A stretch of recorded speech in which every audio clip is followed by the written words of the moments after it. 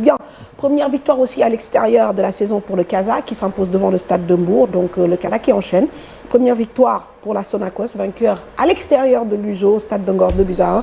Tout va bien pour Gorée qui enchaîne une 4e victoire consécutive. C'est quand même rare dans ce championnat. Ouais. On fait le point avec Ibrahima Kane. Tout à fait. La 11e journée marquée par la 4e victoire consécutive de l'US Gorée devant la Linguère, 1-0. Mamadou Diop marque le but des insulaires à la 66e minute sur un centre de Oumar Ba. Avec cette victoire, l'équipe de Moussa Diatta se hisse à la 6e place avec 16 points au compteur. Le Casa Sport, lui aussi, enchaîne en s'imposant devant le Stade de Mbour, 2-1.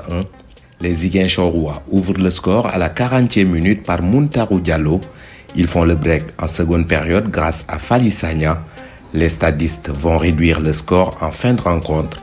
Une réduction sans conséquence. Le Casa signe sa première victoire à l'extérieur et sort de la zone de relégation.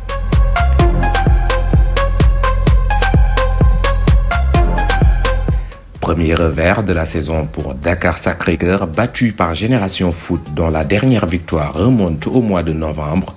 Les Grenats se sont imposés devant les académiciens de Dakar Sacré-Cœur 2-0 grâce à Ibrahima Sow à la 34e minute et Maodo Dieng à la 67e minute.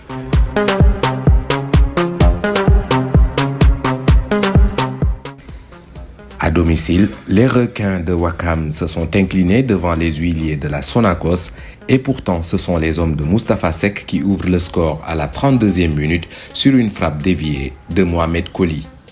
Sidat Sarr, le coach de la Sonacos, sera expulsé suite à une altercation avec le 4e arbitre, mais cela n'empêchera pas la Sonacos de se rebiffer. Sur un magnifique coup franc, Pape John remet les deux équipes à égalité.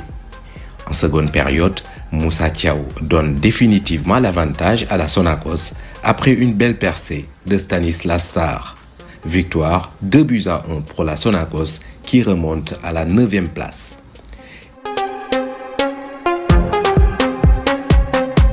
Guédiawaye FC et Djambar, deux équipes aux dynamiques différentes, et ce sont les Crabes qui confirment leur bonne dynamique.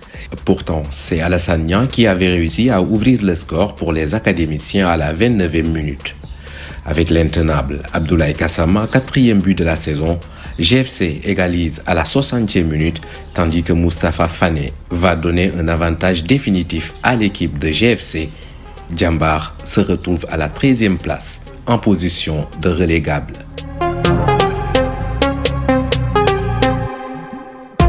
Dans le choc tant attendu entre Teungueth FC et l'AS Pikine, il n'y a pas eu de vainqueur. Un nul à l'avantage des Pikinois, même si Teungueth FC est co-leader avec Dakar Sacré-Cœur. Alors, à noter que pour le compte de cette 11e journée, les Diamono de Fatick et Jaraaf jouent donc le dernier match. Demain, ce sera à 16h30. Bon, on va faire un petit commentaire pour